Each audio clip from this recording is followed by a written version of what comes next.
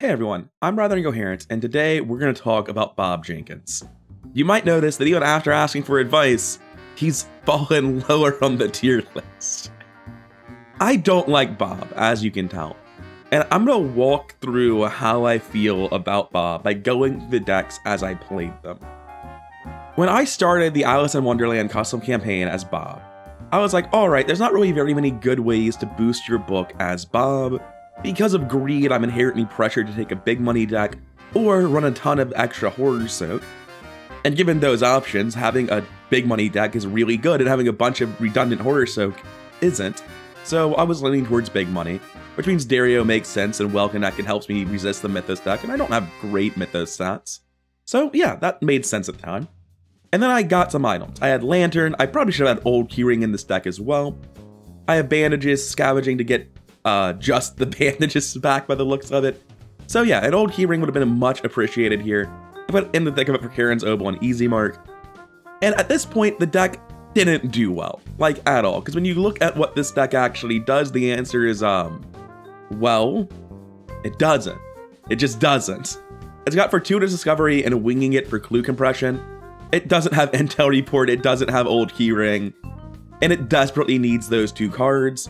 But even if you find cuts for them, which you definitely can, this resource was wholly unnecessary. Frankly, my numbers are so bad that Scavenging never would have went off anyway, so I could have just cut that as well. This deck can be very easily improved, but the deck as it is now was like actual factual trash. I got clues. I was main Kluver and I got clues, but I'm not even sure that I made up for having a bodyguard character, right? I'm not sure I got the 2 clues per turn you expect minimum out of your main Kluver. And Old Keyring and Intel Report might have been enough to push me over that threshold, but not by much. And then for a long time, I kept playing from that deck list, kept upgrading the deck towards going to Joey the Rat Vigil. I've got adaptables, I've been swapping out cards, we have level 1 lockpicks now, that's my main way of making sure I'm getting a clue per turn.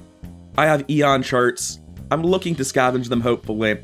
Lucky Cigarette Case for draw, because the deck had no draw whatsoever in that previous iteration, and I desperately needed more draw.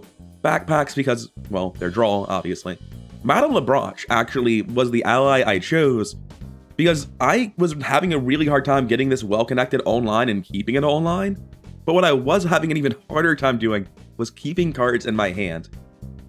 It was very normal for me to just like completely run out of cards, have a 0 card hand on Bob. Put everything I have into play, use all my events, and be on empty. And if Madame Labroche said draw a card every turn, she would be an auto-include in every deck. And in this Bob deck, she actually got kind of close to that.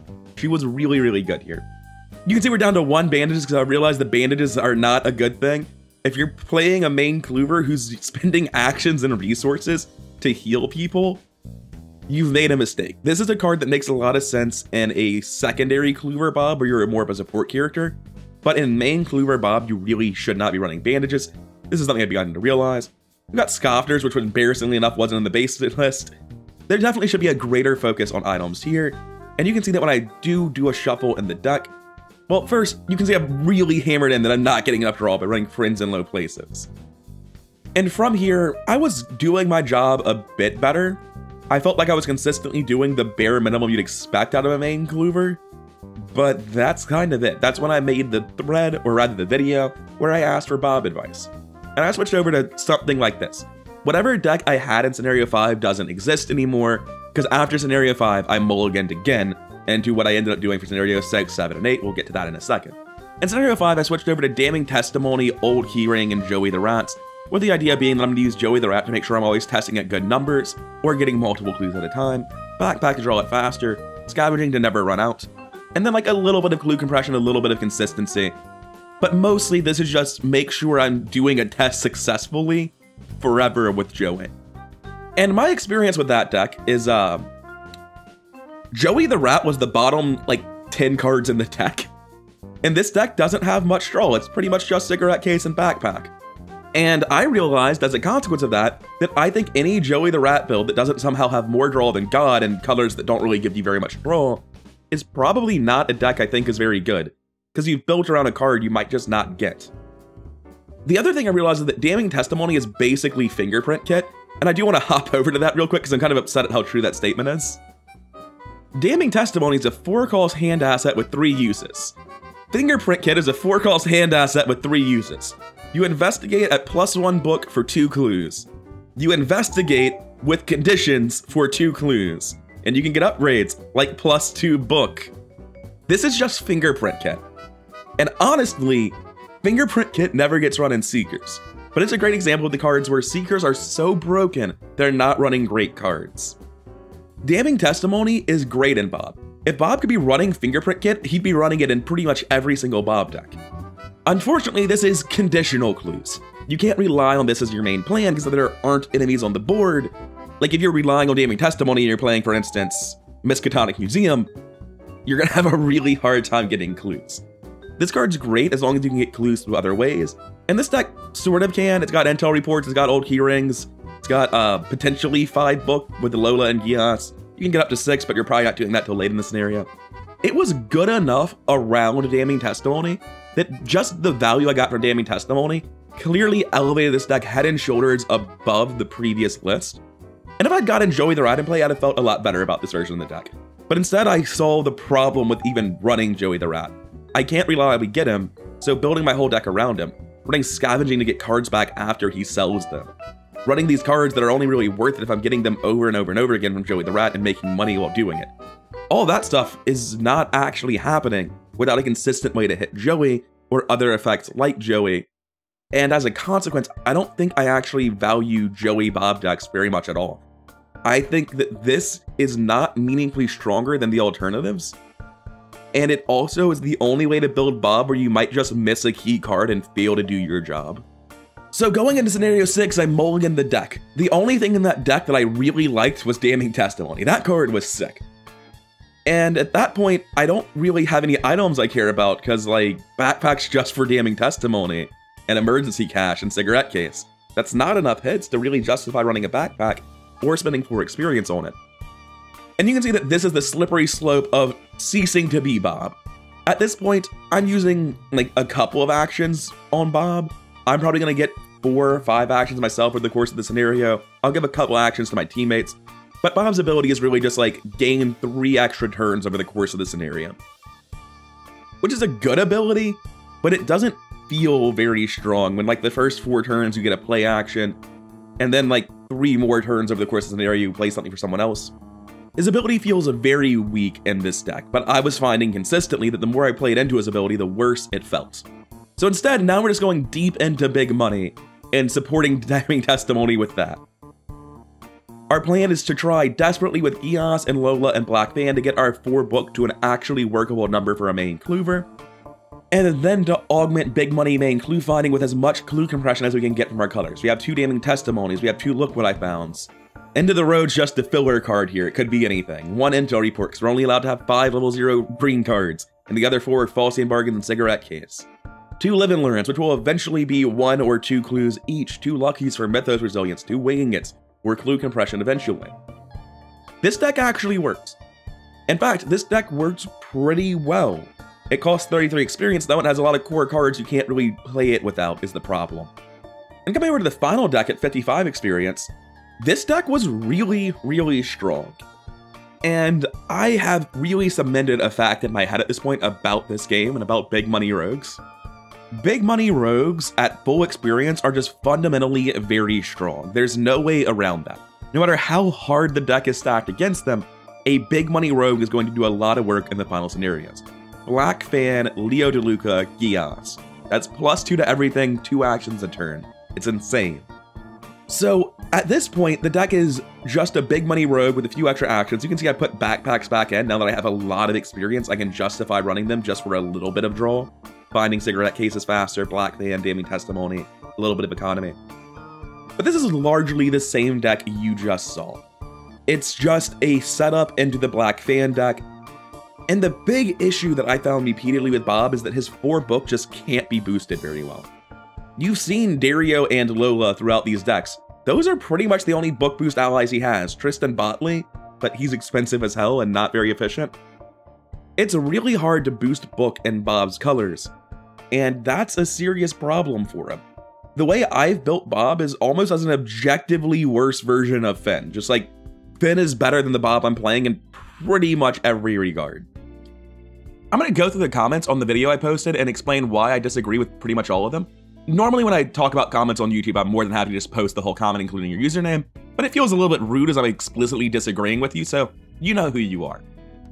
And most of the comments here are based in good advice. What they're saying is good advice for Bob, and generally what they're saying would have made the deck I was talking about better, because I'm, like, first and foremost, I'm very confident that I played these decks a lot worse than they could have been played, or more accurately, built them a lot worse.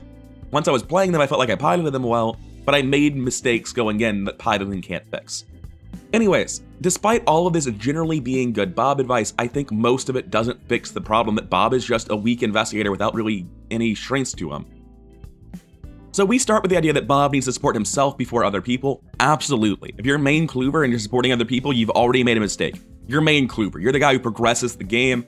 Anyone else is less important than you by definition. Now, Underworld Market being key because it lets you find lockpicks and damning testimony with consistency is something I agree with a lot. I agree that damning testimony is very strong. I disagree that it works well with scavenging. You can upgrade damning testimony to have 5 uses. It's a fingerprint kit. It goes off once per turn. It takes 10 turns, assuming that your other hand is occupied with a lockpick or a black fan or something, to work through 2 copies of damning testimony. The game's really not long enough to get too much value out of trying to scavenge it back. You theoretically can, but you really don't get much value out of scavenging there. It's super unnecessary. Now that said, coming back to Underworld Market, I have a problem with Underworld Market and Bob, and it's only for Bob. No other character has this issue. Here's a Bob deck that hasn't used any of its level 0 green cards yet. This is as good an Underworld Market as you can make, and it's not finished. You can put in level 0 Tennessee Mash and an 18 Derringer, and they don't count towards your deck limits at all, because you have unlimited red cards. You can get Damning Testimony and have experience, and lockpicks at level 1, and those can be in there. But there are no more cards to put in this without spending experience. If you use level 0 green cards, you only get 5 of those. And between Faustian Bargains, cigarette cases, well-connected, intel reports, we're already at 8. There's no way you can cut them to put them in this. So unlike everyone else, your Underworld Market's going to cost 2 more experience, because you're just forced to be like, I guess I'll run Liquid Courage level 1, not because you want this, not because it's good for you to spend time playing this, but because there's not an alternative. You just have to spend 2 experience to put something in here. Theoretically, you could put like Payday in your Underworld Market, but your economy cards are a lot worse if you're spending money to play them in the first place. And if you had a deck that gave you tons of extra actions, it might be alright. Bob specifically can get away with buying it and then playing it for 4 a little bit, so his best version is probably to put Payday inside the Underworld Market and make his economy card worse but more consistently drawn. It's a very janky Underworld Market. Now, I'm going to try Underworld Market the next time I play Bob, but he is the most unpleasant character in the game to make an Underworld Market for, and that's why I didn't initially think to try it. I disagree with the idea that you use his ability for cards in the market 10 times entirely. Because, after all, Bob is a fence for himself first. I don't need 10 cards from that market. At most, I need 3, and that's going to be 2 copies of Damning Testimony and 1 lockpick. I don't have any meaningful way to play other cards from that market. Like, I can fill that thing with experience cost green guns, but I don't need those. They aren't for me. I'm sabotaging myself when I do that. And I don't think this is actually a puzzle to solve. I think that you just don't put a bunch of bad cards in your level 0 deck, because why would you? And then when you get Underworld Market, you get 4 garbage cards to fill it out, and a couple of weaker cards in your deck that you had to cut before now. And the only puzzle with Underworld Market is whether or not you want to make your Payday worse or spend 2 experience on Liquid Courage. I just don't think it's an interesting puzzle. I think it's a frustrating problem with Bob's design. It always hurts my heart when I ask for advice, and somebody's like, man, if you want him to do his job, he can't. So here's the deal, right? I think fundamentally this person looks at the game differently than I do. If you work as a 2-player main Kluber, you work as a 4-player main Kluber. Because in 4 players, the main fighter does not kill the boss on his own like it does in a 2-player game. In 4 players, one of the 3rd or 4th players is supposed to help kill the boss. And likewise, one of the 3rd or 4th players is supposed to really meaningfully contribute on clues. If you are getting 2 players worth of clues, you are still the main Kluber. You can play a 4-player group that is just 2 2-player groups. Bob is doing the exact same amount of work, carrying his weight the exact same way. So I think fundamentally we're looking into different investigators. And the way I really feel about this is that in 4-player games, people tend to take it more casually. You have a lot of friends there, you're all having fun, you're trying out meme shit. And bad characters like Bob can't meme. They have to try as hard as they can, and they need their teammates to help carry their weight. That's how I really view that sentence, is that if you're having fun, Bob isn't good enough to have fun. Now, this is a piece of advice that is really important. In Bob, the shovel is actually good. Gravedigger shovel lets you discard it to get a clue. Normally that's terrible because you spend 2 resources in action to play the Gravedigger shovel, and a second action to get it. 2 actions, a card, and 2 resources for 1 guaranteed clue is a terrible rate.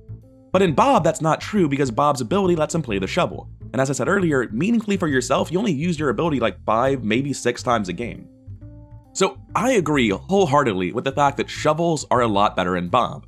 And I agree that Bob is so bad that the elevated shovel is a good card in him. But I would like to introduce you to a card.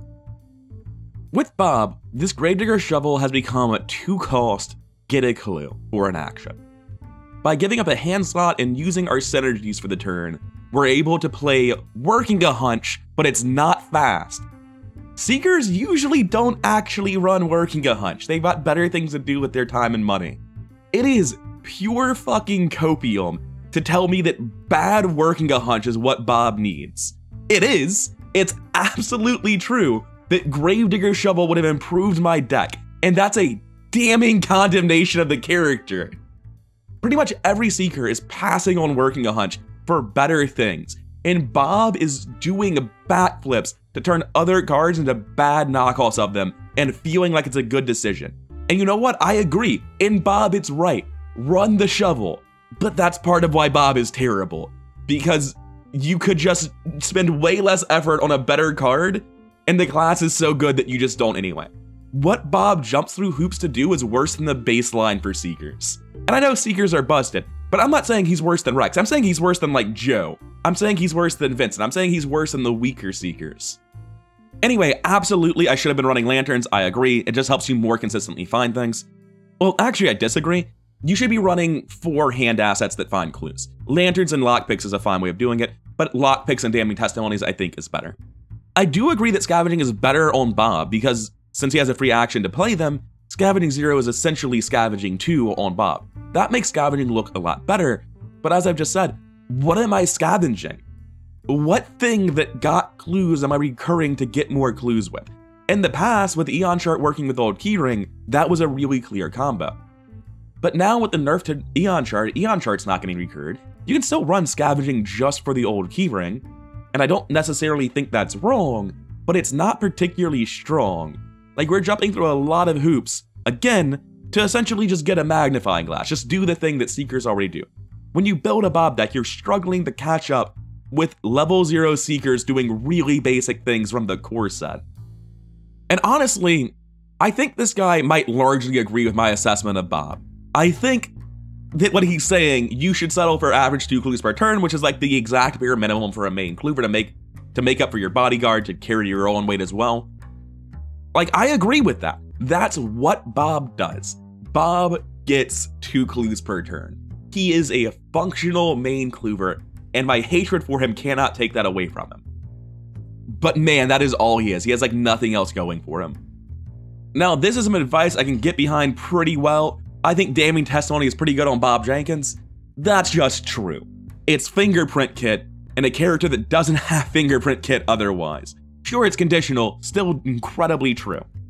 And yes, it's because of the 2 extra book. That upgrade is core. Bob needs that. You can't boost your book in Bob's colors, and that's really noticeable and painful. It's why I'm going big money on him, is because he can't boost his book.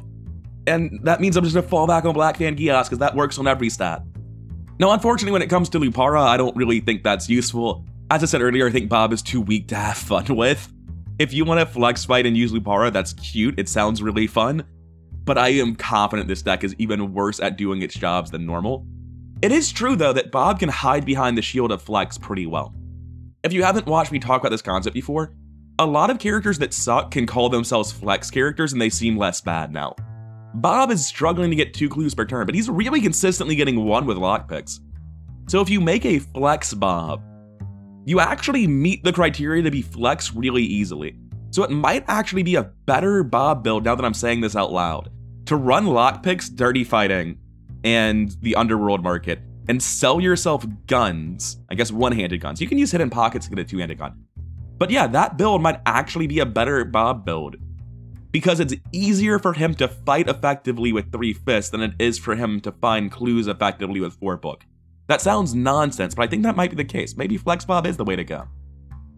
I was ready to shoot this down and say Bob is too weak to have fun, but maybe Flex is just the way to go. Because if I'm struggling this hard to get the second clue, just stop bothering and get the first one and go do something else instead, right? Maybe. It's an interesting thought.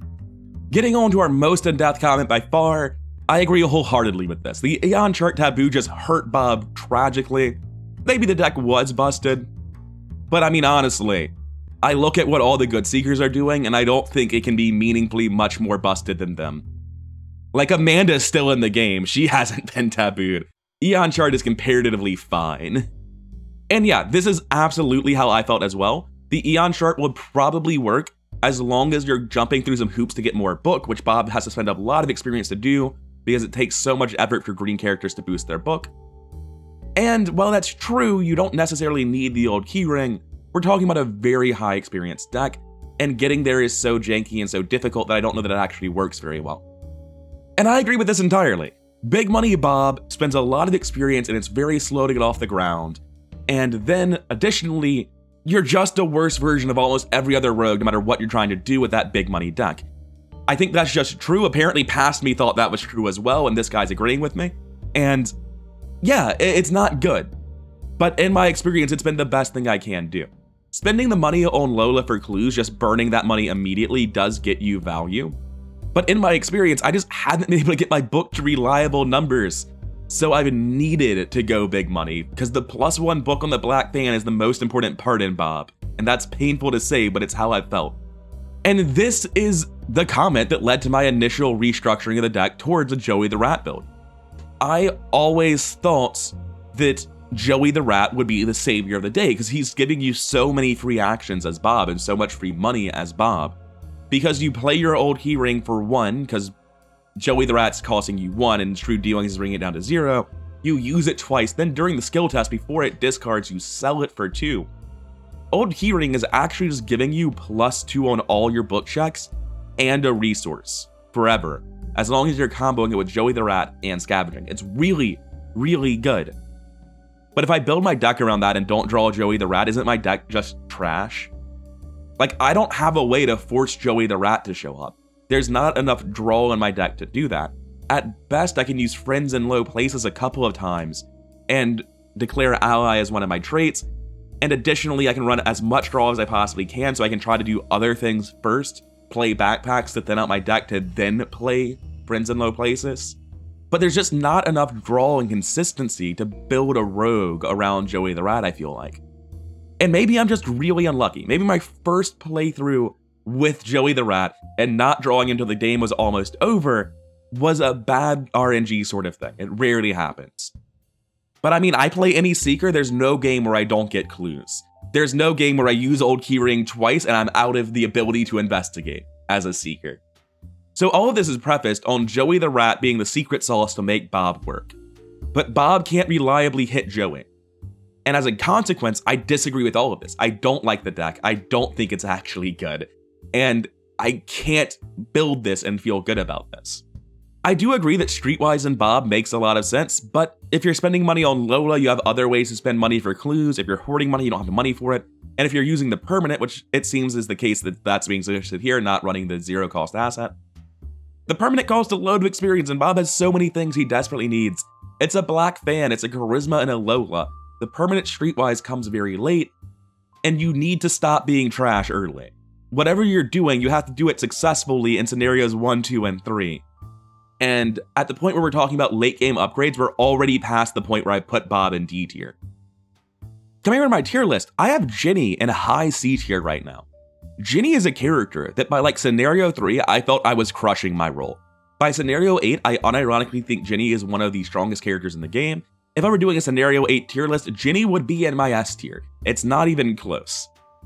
But Ginny sucks in scenario 1, like really absolutely horrid in scenario 1, and she's not much better in scenario 2. It's once she starts getting huge amounts of experience with the Grain Man medallion, when everyone else is sitting at 20 experience and you're sitting at 45, that's why Ginny is broken. But in those first scenarios, she's so much weaker, that's why she's down in C tier, because you have to get over that hump, and that's harder than what most characters have to do over a whole campaign. So if Bob is really, really good in scenario 8, or even in scenario 5, that doesn't matter to me. I'm not judging him by that. I'm judging him by the weakest link in the chain, and that's gonna be scenarios 1, 2, and 3. We're way, way before we're buying a permanent Streetwise, at the point where I've already thrown him in the dumpster. I agree with the sentiment that Bob will never be as good as higher tier Cloovers, and that he can be decent. I think I had an unlucky underperformance on Bob, and that he'll probably, once I play him better with a better deck, get out of D tier. But I do not think, like, pretty decent is something I might say with air quotes, like you'd hear the sarcasm in my voice. He feels very much like a C tier character to me. My performance so far, and the amount of work I've had to put into him to get that performance, is not actually C tier. The way he performed in the campaigns, and the amount of thought and effort it took, that's D tier. It's a big part of why I re-implemented D tier before I actually got around to playtesting the characters I thought should be in it, which were Lola and Amina, because Bob was actually feeling like what D tier characters feel like. And this is the core problem. This is really it. Bob's ability to help other people is necessary for him to be good. If you're playing Bob and your ability is just Carson's ability, Bob is insane. But you're not as a main Cloover, not in a 3-person party. You have to be playing Bob in 4-player as a secondary Cloover to really start leaning into that support role. And that's too specific for me. By that same argument, I can say you only play Nathaniel Cho in 3-player teams with 2 dedicated Cloovers, and move up like almost an entire tier on the list, because now his ability to fight super effectively actually matters. But those specific team comps are too specific for me to really rank the character on them. I think Bob is a character where when you play him in his niche, he moves like 2 whole tiers up, because it recontextualizes how he works. Now, if he's carrying 2 players of clues on his own, he's doing incredibly instead of doing the bare minimum. Now he's providing really meaningful team support. The type of items allowed in his deck change, and with 4 players, odds are somebody wants those bandages. The character is fundamentally much, much different when it gets to be the 4th player, when it gets to be the support Cloover. But in every other player count, there's no support Cloover. You can't do that in 2 and 3 player, and especially not in true solo, but I basically don't view that gameplay mode as being... I don't think it exists. I don't think it's balanced around, and I'm not interested in struggling against a game that hasn't considered your existence. That's why I don't talk about true solo. But in 2 and 3 player, the thing that Bob is the best at doesn't exist. In 3 player, it can technically happen with a Tony Morgan or a Nat Show, but it basically doesn't happen. I was gonna highlight the wrong part of this comment, but it's just like the whole comment. This is incorrect. It's not the campaign. If your solution to Bob being bad is to take a specific story choice in a specific campaign, then you think Bob is terrible. If that's how you think Bob has to be ran, you just told me that he's only a valid character in like 1/30th of the available official content. So no, the problem is not the campaign. That is inaccurate. And lastly, are you planning on releasing a new Bob deck before going on to other content? Yes, I am, as a matter of fact, right now. I've been tinkering away with Bob decks for about 40 minutes now. And if anyone going into this section of the video thought this is where I'm going to share the secret sauce and we're going to reveal how Bob can be made into a good character, you have way too much faith in me. Bob's not going to be good. He's in my D tier. I haven't figured out how to make him not bad. But I do confidently believe that he should be a tier higher than he is right now, and it's just a need to refine how I build the deck and how I play him. And if I were to play Bob again, I'd probably play him as main Cloover. I would probably start with something like this. I genuinely don't think Scavenging or Scoffner's Catalog really have any purpose in a low-level deck. Because the reality is, I can't actually succeed by 2 very often on a low-level deck. I can like use Old Keyring and commit Perception, I can do that. That's about all I've got. I could run Lockpicks level 0, but with only a combined of 7, and no way to boost those numbers really. I feel like those Lockpicks are going to break pretty fast. Because you want to use Lockpicks to break High Shroud locations, but 7 to 4? Even a -2 breaks them. It's not actually a good card in low-level Bob, and without any reliable way to trigger the Scavenging, and I'd only be scavenging to get like Old Keyrings for plus book or Gravedigger Shovels for bad working a hunch. Instead, I'm just gonna not even bother with Scavenging at all, at least at low levels. At mid-levels, I might adaptable scavenging in, but for lower levels, I'm going to be relying on Cigarette Case and Labranche to pull me into my deck faster, using cards like Winging It and Look What I Found to try to compress some clues. And it's not good. It's not a pretty situation to be in. The deck is passable, I think it'll actually function, and to a higher level than what I've seen in the past, but I don't think it's actually a very good level 0 deck. And while I said I might adaptable scavenging in during the middle ranks, I might actually just get rid of it again by the end. I'm not happy with either of the final Bob decks I've created just now, and a big part of that is just that neither of them feel very good. They're both very high. 56 experience is reasonable, I promise, because this is a Karen's Oboe in the thick of it deck. They get 17 bonus experience. My cutoff for unreasonable experience cost is 40. This is 39. This is attainable in any high experience campaign, and in most mid-experience campaigns, just like not in Dunwich. And this deck is basically doing the stuff I was talking about with some slight changes. I'm running a stylish coat to better enable big money, and to hold this hidden pocket so that I can hold a Black Fan, a Lockpicks, and a Damning Testimony. This is the exact sort of thing I talked about in a recent video where you're setting up for too long, but Bob specifically has an ability that helps to mitigate the problem I'm creating, so it should be fine. I'm also running an Underworld market, thus the size of the deck. I have Derringers, Damning Testimonies, Lockpicks, Tennessee Sour Mash, and Payday, unfortunately, in my Underworld market, but having the increased consistency on these core items is definitely worthwhile. And this deck is actually just going to be very strong. This is basically just a better version of the list I was playing previously.